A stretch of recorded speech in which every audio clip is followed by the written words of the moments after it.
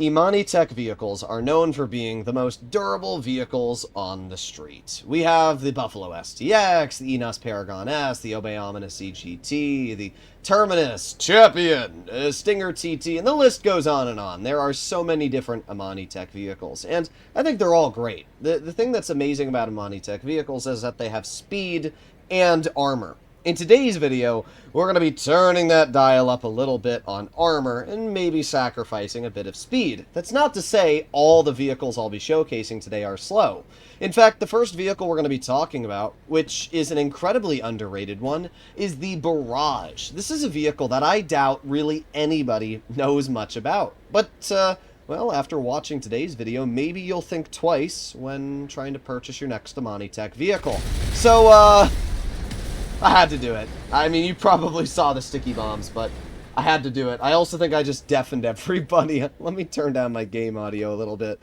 Oh, man. Alright. Well, what exactly is so strong about the Barrage? Well, as you notice, it really didn't get affected by any of these explosions, where, you know, a lot of these other cars actually did. The Barrage can survive, believe it or not, 14 homing missiles before getting destroyed, and 7 RPGs. That's actually more than any Imani Tech vehicle, even ones like the, Ocelot Virtue. It's actually pretty impressive when you think about it, especially when you realize the Barrage isn't that slow either. It can reach a top speed of 114 miles per hour, making it faster than the Patriot Mil-Spec, making it faster than the Enos Deity, or even half of the armored Imani Tech vehicles in the game. That's actually really impressive when you think about it. It's got a digital speedometer as well, so you can see exactly how fast you're driving. We can see already over 100 miles per hour right there. This thing is pretty dang quick. It's a great off-roader. It's got a lot of suspension. It's quite heavy, so it can push vehicles out of its way. And, as you can see, it has a front-mounted minigun and a rear-mounted grenade launcher. Honestly, the grenade launcher is really funny to use. It just absolutely chunks. I don't know what the heck my character is doing. I want to get to the back grenade launcher. Here we go. Can my character get in it? Ah, there you go. Finally. But yeah, this grenade launcher, it's really dangerous. It just chunks, and it keeps going and going and going. If you have a friend on the back of this vehicle, you can actually make a pretty big, devastating impact on everything around you. Now, the Barrage does not have much armor against bullets, but it does have some parts that are bulletproof. We can see this massive front panel here is completely bulletproof. All of these little metal bars are also bulletproof. All of these side panels also count as bullet protection, which is actually quite nice. Even this glass here, even though it looks like it's a weak point, is actually not. So the only spot that you can shoot the person driving this vehicle is through these little front cutouts here. It's a lot harder to kill a person than you'd think, especially if you compare the armor on this vehicle to something like an Imani Tech car. I'd honestly be willing to say that the Barrage is quite a bit better. So, if you don't have the Barrage, this is definitely a vehicle I would recommend to consider picking up. As I said, it's fast. We can already see I'm going 114 miles per hour right now. It's fast, it's got really good armor, and in general, it is an incredibly solid pickup, so definitely consider this one. The Barrage is great, but you know what's better? The Mammoth Avenger. We actually have our Barrage stored inside of the Mammoth Avenger, and we can fully customize the vehicle if we wanted as well, which is absolutely epic. The Avenger has a Mark II weapon workshop. It has a little thruster, which you can fly around and then immediately put back into your Avenger. You have explosive machine guns and even a mission set that gives you a discount on the F-160 Raiju. But if that wasn't enough, the Avenger is also an incredibly fast and well-armored aircraft. The Avenger can go around 170 miles per hour, making it one of the fastest propellered aircraft in the game. It has bombs, which means you can just absolutely decimate a street of vehicles, as we can see. It also features homing missiles, which are really, really nice. It's fast and has a minigun.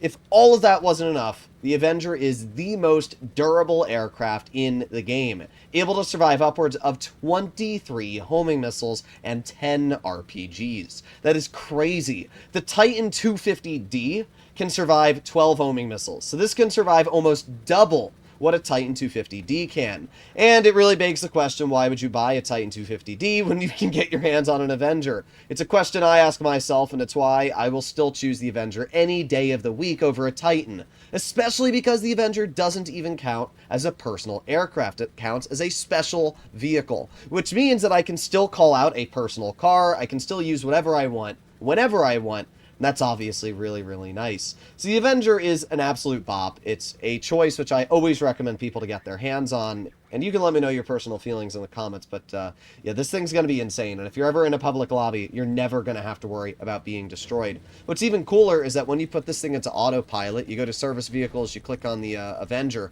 you can turn it into autopilot, which we can see right here. When engaging the Avenger in autopilot, you can enter the back of the aircraft, and not only this, but you're completely hidden to anybody on the radar as long as you put the upgrades on. And my favorite part is you can drive any vehicle you have inside of the Avenger out of it. So we can hop into the back of our barrage here, pretend this was an oppressor or anything else. Look, I can just drive it right out, and now I can use this as my own personal vehicle. So not only is it a great way to get things across the map a lot faster, but it's just incredibly fun in general. The Avenger is one of the best armored pickups to get in the game. We arrive to a vehicle that a lot of beginners end up getting their hands on, but it's not just a beginner vehicle. This is an everyone vehicle, the Heavy Night Shark. I honestly love the Night Shark. It's very fast, going in at 105 miles per hour, which ranks it better than some of the slower Imani Tech vehicles. I know Harm None loves his Patriot mil-spec, but at the end of the day, I still don't know why you'd ever get a Patriot mil-spec when you can get something like the Barrage, or even better yet, the Night Shark. The Night Shark is 8 miles per hour faster,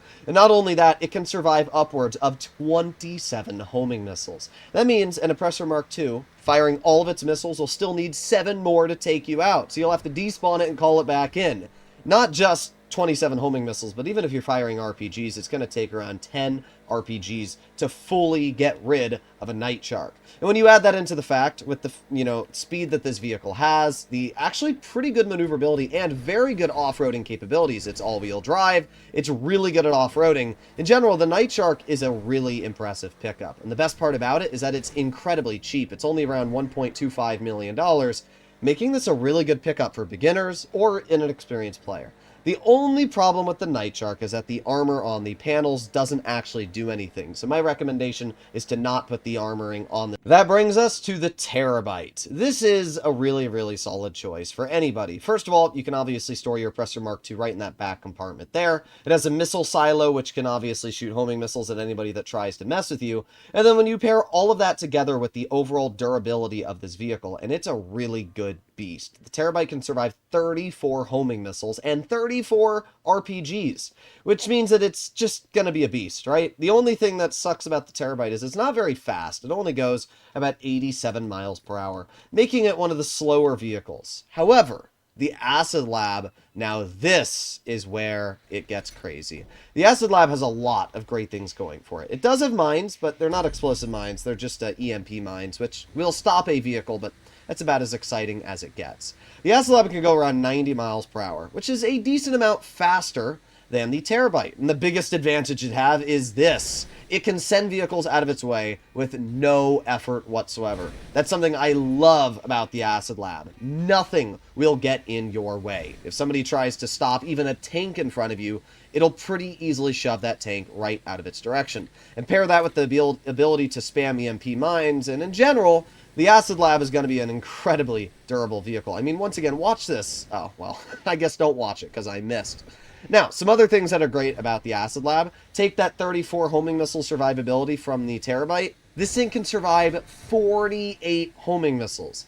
That is an insane amount. 48 homing missiles and RPGs. Basically meaning that you're never going to get blown up when using this vehicle. And the final thing you pair all of that with is the fact that it obviously has semi-bulletproof glass. Not only are these windows tiny as we can see, but the semi-bulletproof glass is just the cherry on top.